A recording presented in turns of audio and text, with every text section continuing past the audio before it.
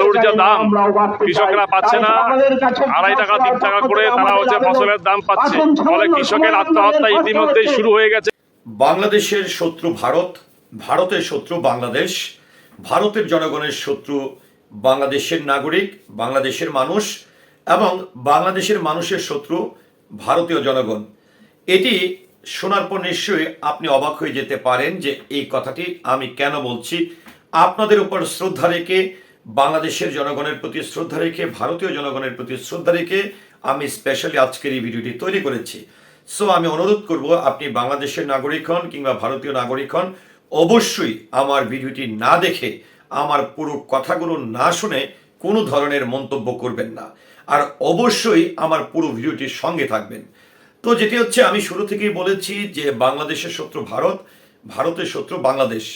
এটি কিছু অপপ্রচারকারী এবং যেটি হচ্ছে, যদি আমি বলতে চাই, যেটি আমরা দেখছি যে সম্প্রতিকালে ভারতীয় একটি গণমাধ্যম পশ্চিমবঙ্গের রিপাবলিক চ্যানেল, যারা প্রতিনিয়ত বাংলাদেশকে অস্থিতিশীল পরিবেশ তৈরি করার চেষ্টা করছে, কিভাবে বাংলাদেশের ক্ষতি করা যায়, কিভাবে বাংলাদেশের সার্বভৌমত্বের উপর আঘাত আনা যায়, এটি নিয়ে তারা উঠে পড়ে লেগেছে। আর এই উঠে পড়ে লাগার পিছনে যার সবচেয়ে বেশি সক্রিয় ভূমিকা, সেটি হচ্ছে ময়ূক রঞ্জন ঘোষ, যিনি এই রিপাবলিক চ্যানেলের সিনিয়র এডিটর। তিনি তার সংবাদ উপস্থাপনার সিস্টেমটি এরকম, তার মনে হয় যেন বাংলাদেশকে কোনোভাবেই তিনি সহ্য করতে পারছেন না, বাংলাদেশের অন্তর্বর্তীকালীন সরকারকে তিনি সহ্য করতে পারছেন না, ডক্টর মোহাম্মদ ইউনূসকে তিনি সহ্য করতে পারছেন না, বাংলাদেশের মুসলমানদের তিনি সহ্য করতে পারছেন না, ভারতীয় হিন্দুদের সঙ্গে বা বাংলাদেশের হিন্দুদের সঙ্গে বাংলাদেশের মুসলমানের কিভাবে সাংঘর্ষিক পরিস্থিতি তৈরি করা যায়, সুন্দর পরিবেশকে কিভাবে নষ্ট করা যায়, এটি নিয়ে যেন কাজ করা তার মূল লক্ষ্য। তো আমি যেটি বললাম যে বাংলাদেশের শত্রু ভারত, ভারতের শত্রু বাংলাদেশ, এটির বলার একটি কারণ হচ্ছে যে দেখেন, এই ময়ূক রঞ্জন ঘোষ তিনি এই গত 5ই আগস্ট তৎকালীন আওয়ামী লীগ সরকারের পতনের পর থেকে এখন কিন্তু বাংলাদেশের মানুষের কাছে খুবই সুপরিচিত। কেননা কোনো একটি চ্যানেল, ভারতের যে চ্যানেলটি উঠে পড়ে লেগেছে বাংলাদেশকে নিয়ে, বাংলাদেশের অভ্যন্তরীণ বিষয় নিয়ে অপপ্রচার চালানো নিয়েই যেন তাদের মূল কাজ। তো এবার ময়ূক রঞ্জন ঘোষ, তার পরিস্থিতিটি এমন তৈরি হয়েছে যে তিনি তার চ্যানেলটি চালাবে দূরের থাক, কিংবা ভুয়া তথ্য প্রচার করবে দূরের থাক, তিনি তার রাষ্ট্রের মানুষের তোপের মুখে পড়েছে। একটি জিনিস কিন্তু সত্য, যে যারা মিথ্যা প্রচার করেন, সাধারণ মানুষ এই গণমাধ্যম কর্মীদেরকে কিন্তু বিশ্বাস করে। এখন সোশ্যাল মিডিয়ার মাধ্যমে সত্য খবর জানতে চায়। যখন 1 দিন 2 দিন 3 দিন 4 দিন 5 দিন করে যখন কোনো অসত্য বা ভুয়া তথ্য প্রচার শুরু হয় বা প্রচার করা হয়, তখন একটি সময় কিন্তু মানুষ তার বিরুদ্ধে প্রতিরোধ গড়ে তোলে। তো দেখেন, ময়ূক রঞ্জন ঘোষ, আমি যেটি বলছিলাম যে বাংলাদেশের শত্রু ভারত, ভারতের শত্রু বাংলাদেশ, আসলে এই পরিস্থিতিটি কারা কারা তৈরি করেছে, এটি নিয়ে আপনাদের সঙ্গে একটু আলোচনা করতে চাই। তো বাংলাদেশের পক্ষ থেকে আমি, ভারতীয় যারা আছেন আমার ভিডিওটি দেখছেন, সেটি আপনারা যে ধর্মাবলম্বী হন না কেন, একটু দয়া করে আমার এই কথাগুলো শুনে আপনারা আপনাদের মতামতটি প্রকাশ করবেন।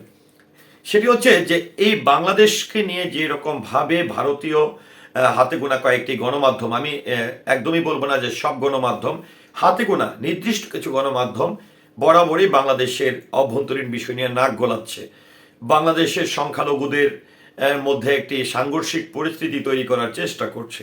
এর মধ্যে যেটি বলছিলাম যে রিপাবলিক চ্যানেল, এবং সেই রিপাবলিক চ্যানেলের যিনি চিফ এডিটর ময়ূক রঞ্জন ঘোষ।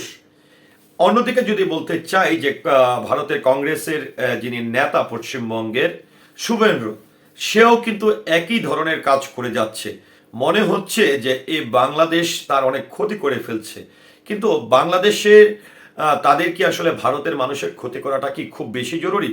আর ভারতের এই কিছু কিছু হাতে গোনা মানুষই কেনই বা এই বাংলাদেশের পিছনে লেগেছে?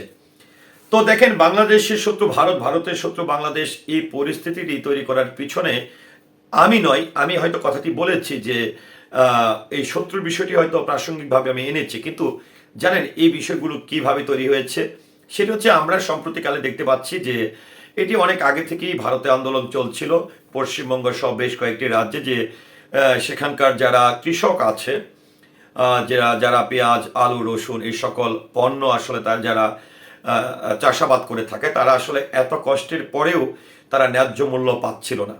এটি নিয়ে কিন্তু অনেক বছর ধরেই আন্দোলন চলছিল। এবং আমি যদি বলতে চাই যে গত 2024 বা আজকে ডিসেম্বরের আগ পর্যন্ত আমার জরিপে বা আমার বিভিন্ন তথ্যের মাধ্যমে আমি যতটুকু জানতে পেরেছি বা দেখতে পেরেছি বা শুনতে পেরেছি, সেটি হচ্ছে প্রায় 2000-এর মতন কৃষক এরই মধ্যে আত্মহত্যা করেছে। তো একটি দেশের কৃষক নিজ থেকে কখন আত্মহত্যা করে?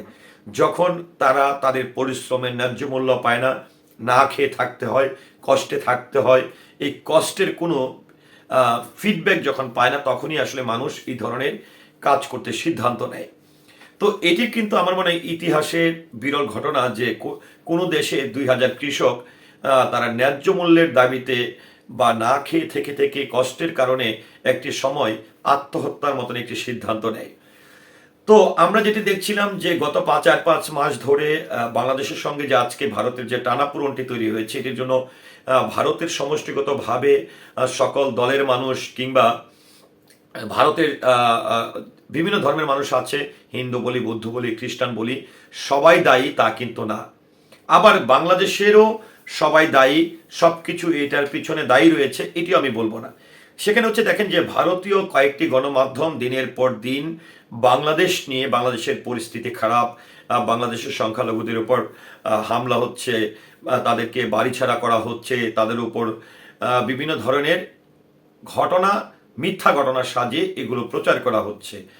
যার পরিপ্রেক্ষিতে স্বাভাবিকভাবে আমি যখন মুসলমান একজন মানুষ, আমি যদি যে কোনো রাষ্ট্রের যদি মুসলমানের উপর কোনো ধরনের আঘাত আসে, আমি কিন্তু অবশ্যই প্রতিবাদ করব, আমার খারাপ লাগবে। কিন্তু এটি অবশ্যই সত্য সংবাদ হতে হবে। মিথ্যা ভিত্তিহীন কোনো তথ্যের কারণে যদি কোনো ধর্মের মানুষের সঙ্গে অন্য ধর্মের মানুষের সম্পর্ক খারাপ হয়, তাহলে অবশ্যই যারা এই মিথ্যা সংবাদ প্রচার করবেন বা প্রচার করেন তারাই কিন্তু দায়ী থাকবে।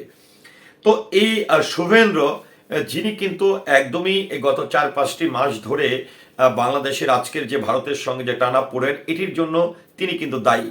কারণ বাংলাদেশের পিছনে তিনি এতটাই উঠে পড়ে লেগেছেন যে বাংলাদেশ এবং ভারত যেন মুখোমুখি পরিস্থিতি তৈরি হয়েছে, এমন একটি পরিস্থিতি তৈরি করেছে। আবার ময়ূক রঞ্জন ঘোষ কিন্তু একই কাজ করছে। এই ময়ূক রঞ্জন ঘোষ এবং শুভেন্দ্র, যার মধ্যে কোনো তফাৎ নেই। তো এই যে ভুয়া তথ্যগুলো প্রচার করে বিভিন্ন ধরনের পরিস্থিতি তৈরি করে আজকে বাংলাদেশে ভারতের যে কাঁচামালগুলো বাংলাদেশে রপ্তানি করা হতো, যেরকম আলু, পেঁয়াজ, রসুন এই ধরনের আমদানি করা হতো, এইগুলো কিন্তু বন্ধ হয়ে গেছে। এর আগে এই বন্ধ হয়ে যাওয়ার ফলে আমরা যেটি দেখছি যে এখন ভারতে এই পেঁয়াজ, রসুন, আদা এই সকল কাঁচামালের দাম হচ্ছে 3 থেকে 4 টাকা কেজি।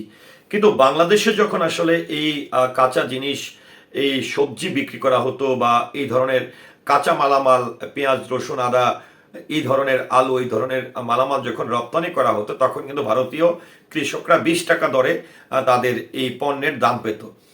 তো যেখানে 20 টাকা চলাকালীনও ভারতীয় কৃষকদের অভিযোগ ছিল, সেখানে আজকে এই ভারতের কিছু গণমাধ্যম, কিছু মানে কি বলবো, এটা তাদেরকে কি ভাষায় বলবো আমি নিজেও বলতে পারছি না, যে কতটা খারাপ মানুষ যারা ভারতের সঙ্গে বাংলাদেশের এই খারাপ পরিস্থিতি তৈরি করে আছে, দ্বিপাক্ষিক যে সম্পর্কটি তার অবনতি ঘটিয়েছে। যার ফলে ভারতের যে কাঁচামাল রয়েছে, এই আলু, পেঁয়াজ, রসুন, এগুলো বাংলাদেশের রপ্তানি বন্ধ হয়ে গেছে। যার ফলে ভারতীয় কৃষকরা এখনই একদমই বলতে গেলে যে তারা অনেকটা না খাওয়ার মতন অবস্থা, পারলে হাজার হাজার কৃষক সুইসাইড করে। তো তার পরিপ্রেক্ষিতে কিন্তু ভারতীয় যে গণমাধ্যম, যেটি বলছিলাম রিপাবলিক চ্যানেল, পশ্চিমবঙ্গের সেই রিপাবলিক চ্যানেলের যিনি মলম বিক্রেতা হকার, তার বাড়িতে কৃষকরা বাড়ি ঘেরাও করেছেন এবং বাড়িতে হামলা করেছে। কতটা মানুষ ধৈর্যহারা হলে, কতটা মানুষ কষ্টে পড়লে কাজটি করে। তো এদিকে শুভেন্দ্র যিনি রয়েছেন কংগ্রেসের নেতা, নরেন্দ্র মোদীর দলের যে নেতা শুভেন্দ্র, তাকেও কিন্তু দায়ী করছেন। এবং তারা কি বলছেন ভারতীয় কৃষকরা, যে আমরা এই আজকে যারা ভারতের সঙ্গে বাংলাদেশের সম্পর্ক খারাপ করে আমদানি রপ্তানির উপর এই ধরনের প্রভাবিত করেছেন, বা এই তাদের এই কুকীর্তির কারণে, তাদের এই অপপ্রচারের কারণে এই দুই দেশের যে সম্পর্কের যে অবনতি হয়েছে, যার ফলশ্রুতিতে কিন্তু আজকে বাংলাদেশে ভারতের কোনো পণ্য, এই ধরনের পণ্য আলু, পেঁয়াজ, রসুন যেগুলো বলছিলাম, এগুলো কিন্তু রপ্তানি করা হচ্ছে না। এতে করে ভারতীয় কৃষকদের অবস্থা খুবই নাজুক। এদিকে বাংলাদেশ কিন্তু বসে নেই। আজকে বাংলাদেশের সঙ্গে ভারতের সম্পর্ক কিন্তু ভালোই ছিল।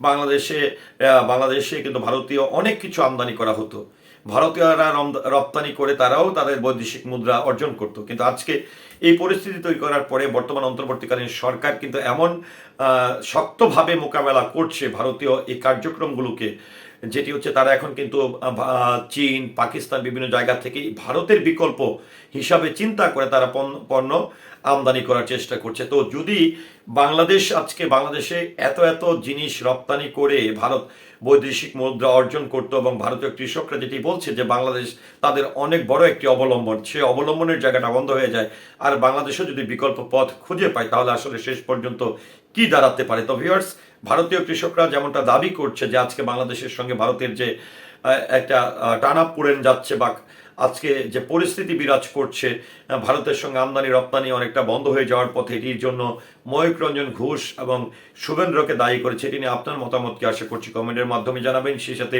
পুরো ভিডিওটির সঙ্গে থাকার জন্য অসংখ্য ধন্যবাদ। আসসালামু আলাইকুম।